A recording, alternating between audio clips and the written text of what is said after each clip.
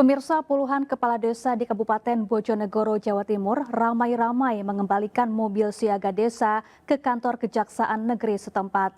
Para kades itu protes tak terima dituduh korupsi berjamaah.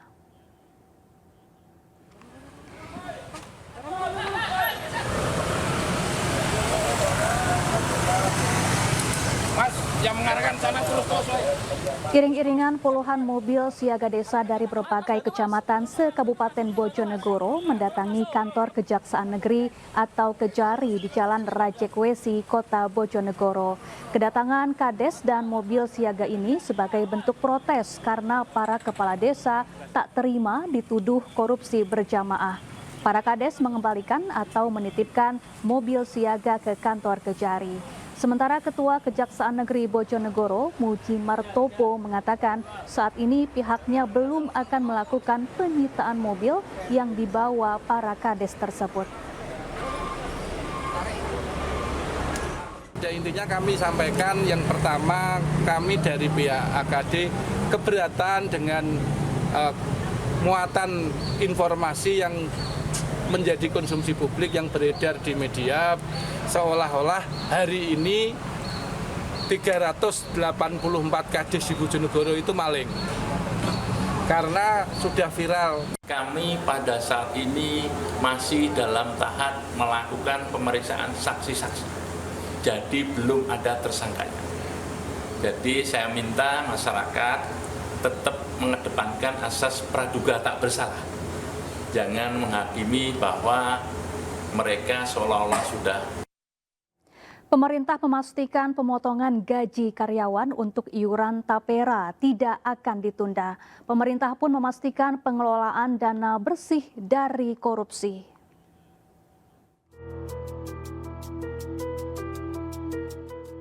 Meski mendapat kritikan dari masyarakat, pemerintah tetap teguh tidak akan menunda pemotongan gaji karyawan untuk tabungan perumahan rakyat.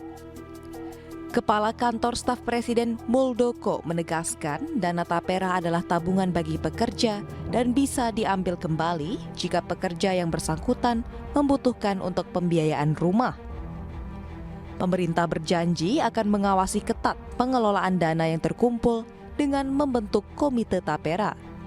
Melalui komite tapera yang akan melakukan pengawasan pengelolaan tapera, ketuanya adalah Menteri PUPR dengan anggota Menteri Keuangan, Menaker, Komisioner OJK dan profesional.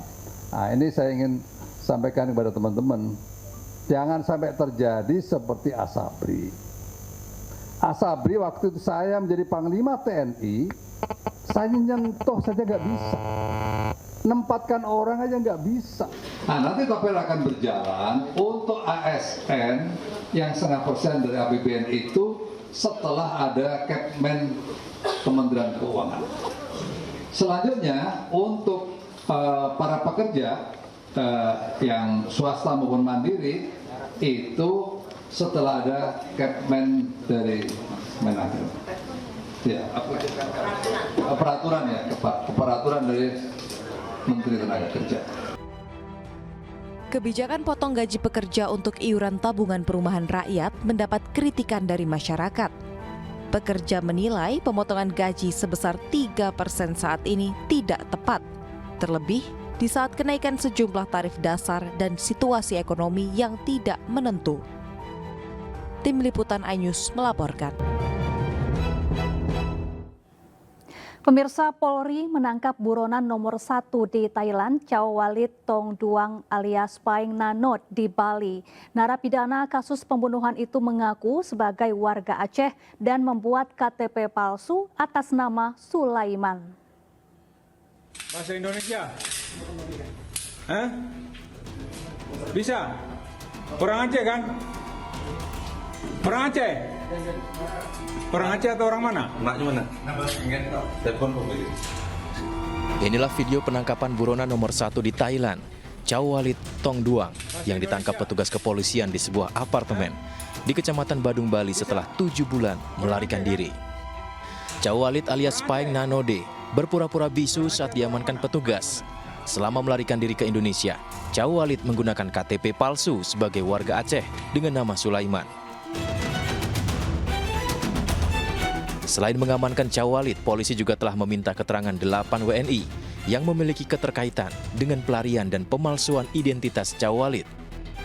Telah berhasil melakukan penangkapan terhadap buronan yang dianggap salah satu yang buronan nomor 1 di Thailand atas nama Cawalid Tong Duang alias Pang Nanode alias Sulaiman. Buronan yang berhasil diamankan ini merupakan salah satu seorang pelaku kriminal yang telah ditetapkan sebagai buronan yang paling dicari di Thailand oleh pihak otoritas Thailand. Karena telah melakukan berbagai kejahatan sebelum akhirnya melarikan diri ke Indonesia untuk bersembunyi. Cawalid merupakan narapidana kasus percobaan pembunuhan yang melarikan diri dari rumah sakit dan mencoba untuk menembak polisi. Selain kasus percobaan pembunuhan, Cawalid juga terlibat dalam sejumlah kasus lain, termasuk penyelundupan dan kepemilikan senjata api ilegal, serta bahan peledak level militer. Dari Jakarta, Tim Liputan iNews melaporkan. Pemirsa, duel final derby serumpun Klub Indonesia versus Malaysia di RCTI Premium Sport akan digelar di Jakarta International Stadium, Jakarta. Ya, partai final RCTI Premium Sport antara Persija Jakarta versus Selangor FC akan dilangsungkan di Jakarta International Stadium, Jakarta pada malam ini.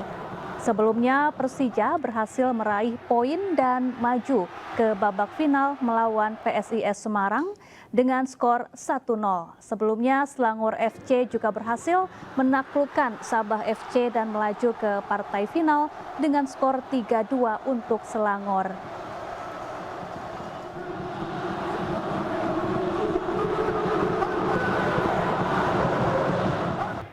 Ya, untuk mengetahui suasana terkini di Jakarta International Stadium, sudah ada rekan kami Yasmin Atania di sana. Selamat malam Yasmin, bagaimana suasana terkini di sana jelang pertandingan malam ini? Ya baik, selamat malam Syafa dan juga pemirsa. Kick off terkait dengan laga partai final antara Persija Jakarta melawan Selangor FC sudah dimulai beberapa saat yang lalu, tepatnya pada pukul 19.35 waktu Indonesia Barat di Jakarta International Stadium. Meskipun pertandingan sudah dimulai, namun di area luar, tepatnya di tiketing ini masih sangat ramai, masih banyak penonton yang hendak masuk ke area dalam Jakarta International Stadium untuk menyaksikan secara langsung partai final yang sangat ditunggu-tunggu hari ini, yakni Persija Jakarta melawan Selangor FC. Dan tidak hanya para pendukung dari Persija Jakarta saja atau Jackmania yang hadir, namun juga banyak masyarakat lainnya yang penasaran ingin melihat secara langsung di area JIS ini. Tadi kami memantau tidak hanya bersama teman-teman, namun juga banyak yang datang bersama keluarga dan juga membawa buah hati mereka untuk menyaksikan partai final hari ini. Nah, selain partai final tadi sebelumnya sudah berlangsung di match pertama, yakni perebutan juara 3 antara Sabah FC melawan PSIS Semarang yang dimenangkan oleh Sabah FC dengan skor 2-1. Dan kita nantikan bersama-sama seperti apa hasilnya nanti, apakah Persija Jakarta yang akan meraih gelar juara atau ke Selangor FC yang akan meraih gelar juara dalam ajang RCTI Premium Sports 2024 ini. Syafa. Iya, terima kasih Yasmin Atania melaporkan langsung dari JIS di Jakarta Utara dan selamat bertugas kembali.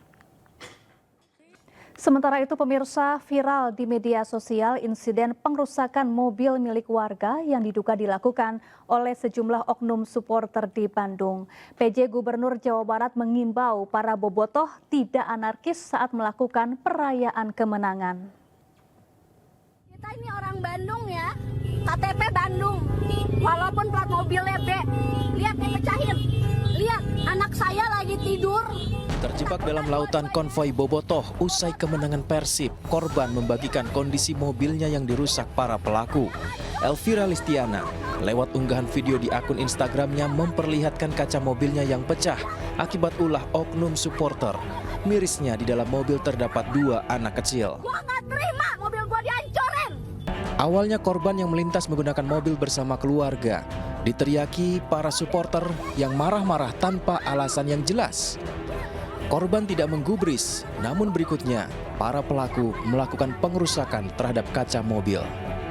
Tidak menggubris, lalu mereka mungkin karena tidak digubris mereka juga jadi marah juga kali ya. Oke, baik Mbak Vivi. Jadi Kami ini takut oknum di dalam, bobotohnya- terus akhirnya terjadi itu pemukulan mobil menggunakan besi dan didorong-dorong mobil, dilempar juga sama batu juga gitu. Oke, Mbak Vivi, lalu seperti apa kondisi anak-anak saat ini? Karena ketika itu kejadian ada di dalam mobil pasti panik sekali ya. Betul, kan karena sudah malam ya Mas, anak-anak saya sebenarnya sih sudah tidur di dalam mobil tuh, lagi pada tidur. Kebetulan anak saya tidurnya tepat di bawah kaca yang dipecahkan, jadi pada saat kaca dipecahkan suaranya kan keras ya, teriak-teriakan orang juga dari luar suaranya keras. Oke, baik. Mereka langsung kaget, bangun kaget, nangis, takut, badannya juga jadi pada penuh Pecahan kaca. Oke. juga. Sementara itu, PJ Gubernur Jawa Barat menghimbau kepada para bobotoh agar tidak anarkis saat merayakan hasil juara Persib. Aku suka Pak, kan kemarin malam ada yang perusakan yang plat B itu Pak kepada ya tadi udah saya sampaikan, jangan ganggu lagi lah. Tunjukkan bahwa kita bobotoh yang tertib, bobotoh yang terbaik. Tidak hanya jumlah tapi juga kita menjaga keamanan dan juga kita tidak perlu merusak lagi. Puluhan ribu bobotoh dilaporkan tumpah ruah ke jalan raya saat merayakan kemenangan Persib Bandung usai menjuarai Championship Series Liga 1 Indonesia. Dari Bandung, Jawa Barat, Ervan David, iNews melaporkan. Ya pemirsa, selain oknum bobotoh diduga bikin ulah, bobotoh yang masih remaja juga dilaporkan meninggal dunia saat mengikuti konvoi kemenangan Persib di Bandung, Jawa Barat. Remaja itu disebut jatuh dari bus dan meninggal di lokasi. Apa sebenarnya yang salah dengan ulah oknum supporter ini? Dan untuk membahasnya sudah bergabung bersama kami ada pengamat sepak bola Akmal Marhali. Kami juga telah mengundang perwakilan dari bobotoh namun belum ada yang bersedia bergabung. Selamat malam Mas Akmal, apa kabar? Halo, selamat malam Mas Akmal. Boleh dibuka audionya Mas Akmal, sepertinya masih di mute ya? Ya, selamat malam, salam sepak bola.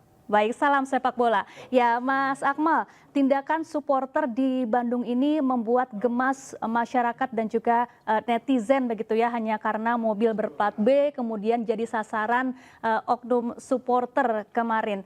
Tanggapan Anda Mas Akmal? Ya, ini kan vandalisme, anarkisme ini menjadi salah satu problem di sepak bola kita ya, yang harus diberikan perhatian serius agar ke depan aksi-aksi yang tidak terpuji ini yang merusak fasilitas umum bahkan merusak fasilitas masyarakat ini tidak lagi terus berulang. Indonesia sejatinya sudah punya undang-undang tahun 2022, undang-undang keolahragaan yang merupakan penyempurnaan dari Undang-Undang Sistem Keolahragaan Nasional, di mana supporter bahkan masuk di dalam salah satu pasal di Undang-Undang Keolahragaan Nasional tentang hak dan kewajiban, termasuk di dalamnya hukuman yang mungkin bisa dijatuhkan apabila melakukan hal-hal yang dilarang, baik itu dalam prinsip sepak bola maupun dalam hukum positif. Nah inilah yang seharusnya kemudian disosialisasikan oleh para stakeholder sepak bola, dalam hari ini adalah PSSI, termasuk di dalamnya klub-klub untuk bisa menjaga ketertiban dan juga menjaga keamanan di setiap pertandingan-pertandingan sepak bola. Di antaranya ya salah satunya adalah bagaimana membuat supporter-supporter mereka bisa mendukung timnya dengan cara yang sportif, yang fair play, yang tidak melakukan pengerusakan baik fasilitas umum maupun fasilitas pribadi yang ada di jalan-jalan. Nah hal ini harus mendapatkan tindakan yang tegas dari pemerintah tentunya kalau ada pengerusakan, karena pengerusakan ini kan ada di kitab undang-undang hukum pidana gitu kan. Nah ini harus kemudian tadi misalnya ada yang mobilnya dirusak dan sebagainya, ini harusnya bisa melapor ke pihak kepolisian untuk kemudian ditindaklanjuti. Agar tidak terulang lagi gitu. Baik, polisi kini memburu pelaku pengerusakan mobil tersebut. Lalu apa yang seharusnya dilakukan oleh Viking Persib Club selain tentunya menyampaikan rasa prihatin dan juga permohonan maaf? Ya, ini kan problem kita saat ini, anggota supporter kadang belum mempunyai kartu anggota, beda dengan misalnya di Eropa dan sebagainya, di mana untuk mendeteksi oknum-oknum supporter yang bikin pengerusakan, vandalisme dan anarkisme itu sangat gampang sekali.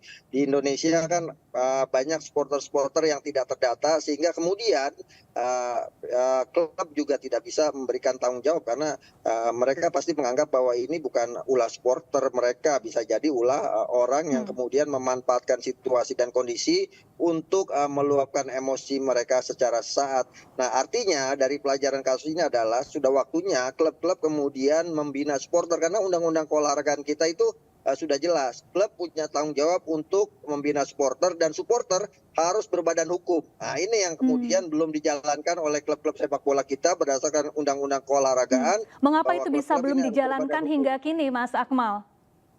Ya, udah undang-undangnya sudah ada, cuma turunan dari undang-undang ini yang belum ada, misalnya peraturan peraturan pemerintah atau peraturan menteri olahraga atau Menpora dan sebagainya. Jadi undang-undang besarnya sudah dibuat, hanya masalahnya turunan dari undang-undang ini belum ada, sehingga tindak lanjut atau eksekusi di level bawahnya ini agak sangat sulit. Sehingga misalnya kasus tadi, kasus pengerusakan mobil itu tidak kemudian bisa dijerat untuk kasus ini adalah supporter. Akhirnya masuknya adalah hukum privat, pidana dalam arti orang per orang, bukan lagi dalam kaitannya dengan dengan sebuah organisasi supporter gitu. Baik, ya Mas Akmal, perilaku negatif supporter seperti ini kan sudah sering terjadi begitu ya. Selain yang tadi Mas Akmal sampaikan, apa sih pemicunya?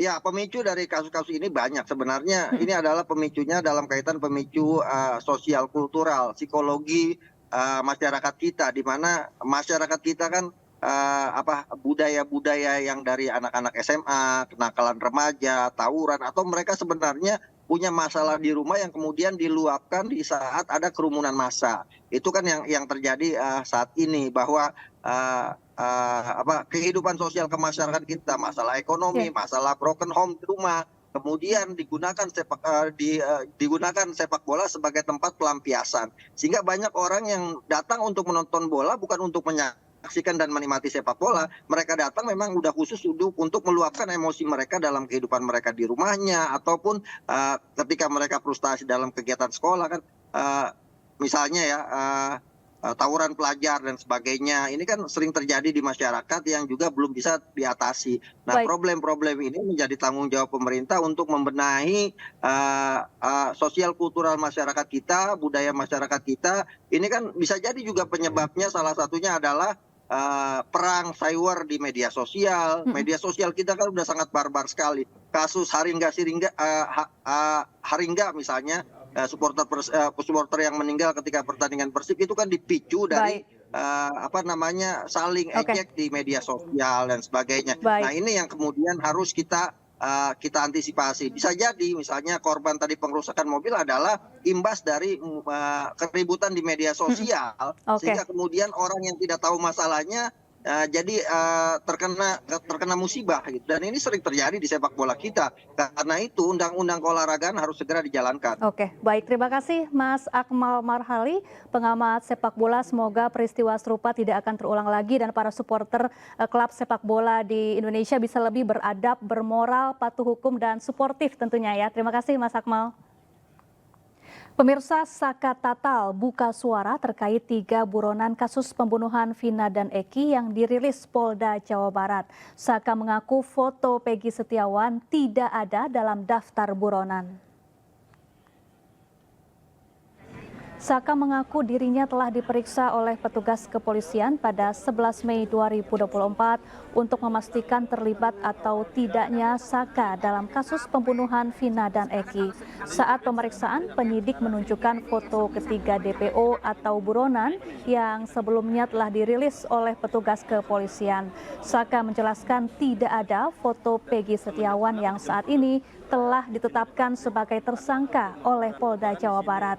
Menurut Saka, sosok Peggy alias Perong dalam foto yang ditunjukkan penyidik berbeda dengan Peggy Setiawan yang telah ditangkap. dia menanyakan bahwa kasus Sakat nih, ini kan filmnya kan naik lagi. Dia menanyakan Sakat sebenarnya ngelakuin enggak, terus penangkapannya syaratnya gimana? Sakat jelasin semuanya, Sakat nggak lakuin Sakat ini. Terus dia menanyakan yang DPO, dia menanyakan dan menunjukkan foto-fotonya. Sakat kenal enggak sama foto-foto ini? Ini. Sakat kenal enggak? Sakat jawab enggak. Emang Sakat nggak kenal, kalau orang nggak kenal pengen jawab apa? Iya. Peggy Setiawan nggak ada. Berarti di 3 foto itu nggak ada mukanya Peggy Setiawan? Nggak ada. Kuasa hukum Peggy Setiawan menyiapkan 2 orang saksi tambahan dalam kasus pembunuhan Vina dan Eki. Kedua saksi tersebut merupakan rekan Peggy saat bekerja sebagai buruh bangunan di Bandung 2016 silam.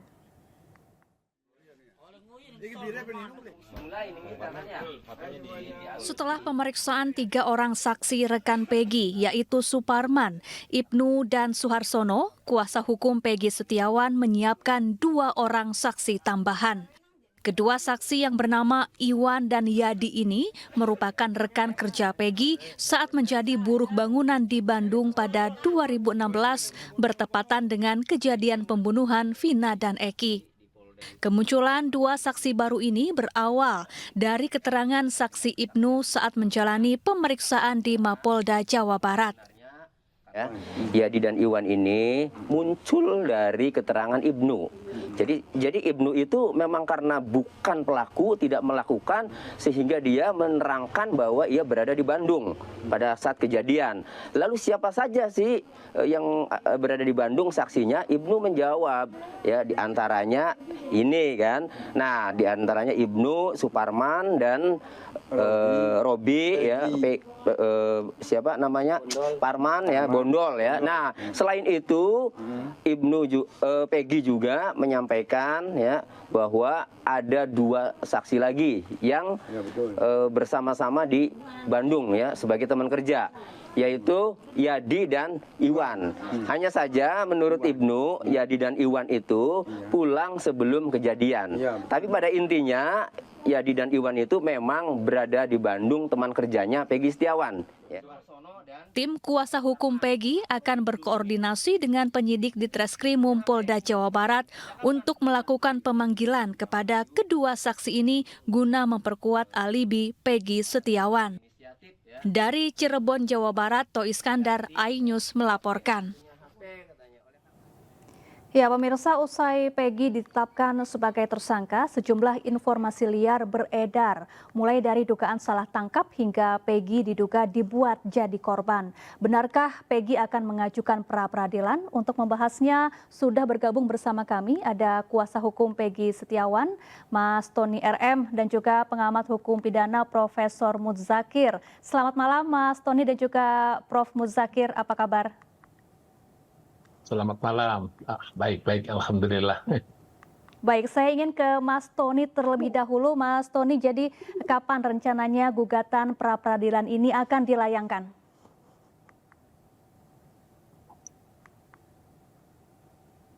Halo, Mas Tony. Mas Tony, boleh dibuka audionya? Sepertinya masih di-mute, Mas Tony.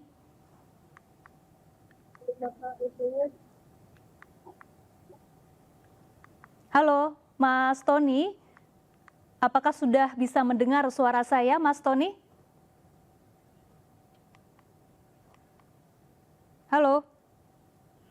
Baik, saya ingin ke Profesor Muzakir.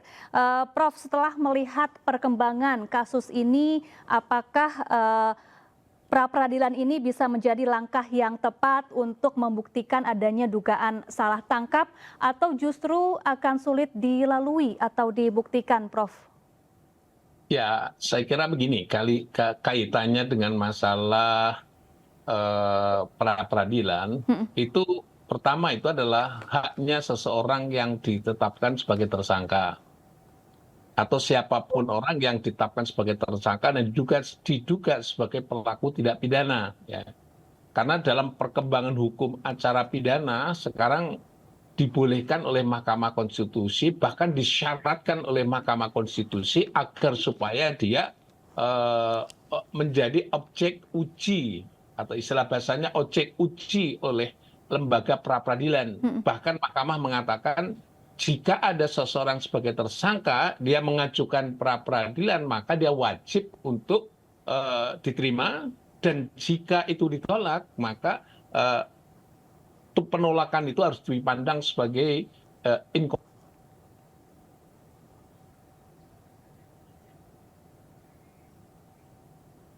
Baik, halo Prof. Muzakir. Baik, ini tampaknya kami mengalami gangguan komunikasi dengan Profesor Muzakir. Nanti kita lanjutkan kembali. Kita kembali ke Mas Tony RM, kuasa hukum dari Peggy Setiawan. Mas Tony, jadi kapan rencananya gugatan pra-peradilan ini akan dilayangkan? Ya, tadi baru saja meeting dengan seluruh tim penasihat hukum Peggy Setiawan. Rencananya gugatan pra-peradilan akan diajukan minggu depan, Bu. Minggu depan ya? Iya, antara hari Rabu, Kamis. Rabu dan Kamis besok artinya ya. Baik, Mas Tony, apa saja dasar pengajuan pra-peradilan ini? Ya, sesuai dengan normatif ya, UHAP, bahwa pra-peradilan itu kan untuk menguji sah tidaknya penangkapan atau penahanan ya, dan penetapan tersangka. Jadi kami melihat bahwa karena klien kami Peggy Setiawan ini bukanlah Peggy alias Peron, sehingga tidak ada hubungannya dengan peristiwa tindak pidana pembunuhan dengan korban Ina dan Eki, sehingga kami menilai alat bukti ya, yang dimiliki oleh penyidik ya, kami menilai itu tidak ada ya, karena memang tidak ada hubungannya dengan klien kami. Jadi kami menilai itu salah tangkap, Bu ya. Jadi karena klien kami namanya Peggy Setiawan, sedangkan yang dicari dalam daftar pencarian orang itu namanya Peggy alias Peron. Baik, lalu apakah ada bukti-bukti kuat yang sudah disiapkan yang nanti akan disampaikan saat sidang pra-peradilan nanti, Mas Tony? Ya ada, tentu nanti akan kami buka ya bukti-bukti itu di sidang pra-peradilan, Bu. Tapi secara umum itu tadi, karena penetapan tersangka itu harus ada 2 alat bukti, Bu ya. Kemudian apakah sebelum ditetapkan tersangka atau sebelum ditangkap itu ya, apakah ada pemeriksaan atau tidak ya, kurang lebih seperti itu ya. Itu menjadi materi kami untuk di sidang pra-peradilan, Bu. Baik, jadi intinya Anda yakin bahwa polisi telah melakukan kesalahan dalam penangkapan, bahwa Peggy yang dimaksud bukanlah Peggy Setiawan yang saat ini ditangkap begitu ya, Mas Tony, dan Anda memiliki bukti kuat untuk membuktikannya nanti begitu? Betul. Baik, kalau untuk saksi-saksi juga sudah disiapkan yang nantinya akan dihadirkan saat sidang pra-peradilan nanti yang bisa menguatkan dasar dari pengajuan gugatan pra-peradilan Anda, Mas Tony? Ya, sudah.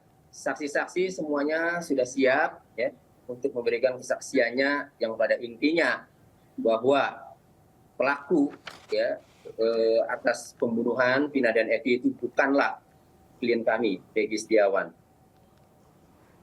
Baik, apakah termasuk mungkin Saka Tatal juga akan dijadikan saksi? Ya, Saka Tatal itu yang dari update yang kami terima ya, bahwa Saka Tatal menyampaikan di beberapa media bahwa sebelum penangkapan Peggy Setiawan ada anggota kepolisian yang mengaku dari Polda Jabar dan Polres Cirebon Kota sesaat setelah film Vina itu viral ya, kemudian mendatangi, dan anggota polisi itu dengan membawa handphone menunjukkan 3 DPO, yaitu Peggy alias Peron, Andi, dan Dani. Ini menurut pengakuan Saka Tatal. Nah, kemudian belakangan yang ditangkap adalah Peggy Setiawan, sehingga Saka Tatal menyampaikan bahwa yang ditangkap itu bukan seperti yang foto waktu ditunjukkan oleh polisi pada saat menyambangi rumahnya menanyakan 3 DPO itu, Bu. Itu yang disampaikan secara total. Nah, apakah itu menjadi saksi juga untuk di pra-peradilan? Nanti kami masih kaji, kami masih pertimbangkan sejauh mana urgensinya, sejauh mana kebutuhannya. Begitu, Bu. Baik. Saya ingin kembali bertanya ke Profesor Muzakir, pakar hukum pidana. Profesor Muzakir, apakah sudah kembali tersambung?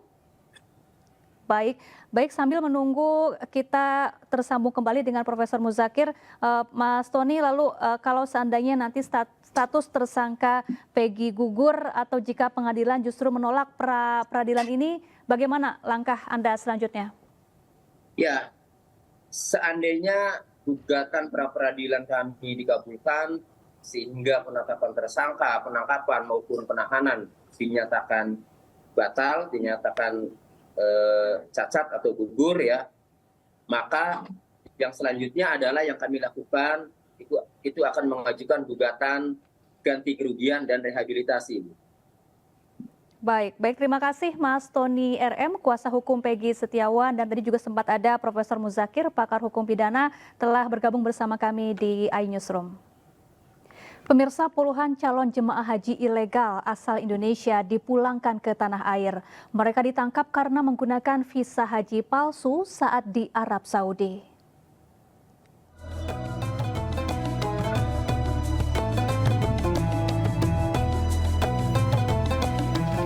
Sebanyak 22 warga negara Indonesia kedapatan menggunakan visa haji palsu di Arab Saudi.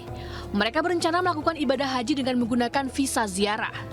Akibatnya 22 WNI ini dideportasi dan dilarang ke Arab Saudi selama 10 tahun ke depan. Rencananya 22 orang ini akan tiba di tanah air Minggu siang. Sementara itu, otoritas keamanan Arab Saudi kembali menangkap 37 warga negara Indonesia yang kedapatan menggunakan gelang dan ID card haji palsu. Mereka ditangkap dalam bus yang disewa sebesar Rp17.000. 37 WNI asal Makassar ini terbang dari Indonesia ke Doha, lalu ke Riyadh sebelum akhirnya terbang ke Madinah. 37 orang tersebut ditangkap dan dalam pemeriksaan yang didampingi oleh tim KJRI diketahui menggunakan ID card haji palsu dan juga menggunakan gelang haji palsu, dan ada juga yang menggunakan paspor haji palsu. Nah, dalam pemeriksaan diketahui mereka semua menggunakan visa ziarah untuk mengunjungi Arab Saudi. Diketahui mulai 23 Mei hingga 21 Juni pemerintah Arab Saudi hanya memperbolehkan jemaah yang memiliki visa haji. Muamalah atau tasreh, yaitu surat resmi yang diperbolehkan memasuki kota Mekah, Arafah, Musdalifah, dan Mina. Tim Liputan iNews melaporkan. Rasa sedih yang mendalam dialami seorang jemaah calon haji asal Mandailing Natal, Sumatera Utara. Beberapa jam sebelum diterbangkan ke Arab Saudi, ia batal berangkat lantaran dalam kondisi hamil.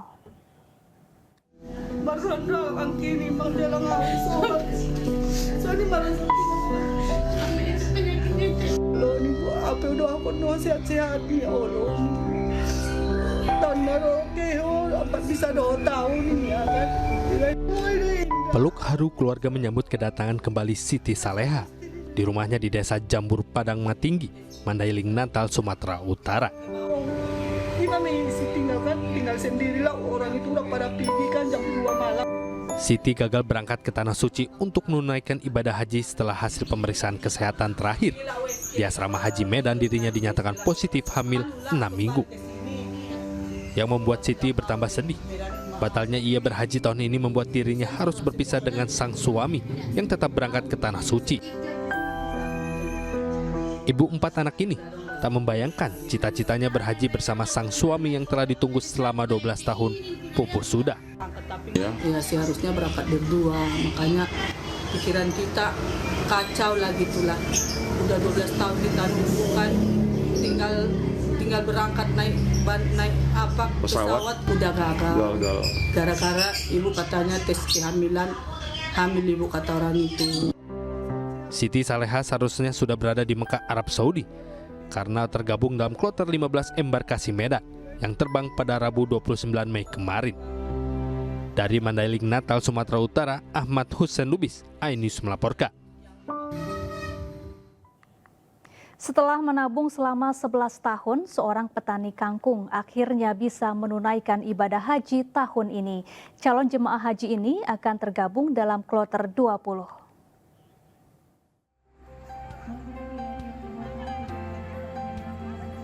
...420 calon jemaah haji akan berangkat dari Bandara Kertajati, Majalengka, Jawa Barat. Yang menarik dari rombongan haji ini adalah terdapat beragam profesi yang berhasil menunaikan ibadah rukun Islam kelima. Salah satunya adalah petani kangkung.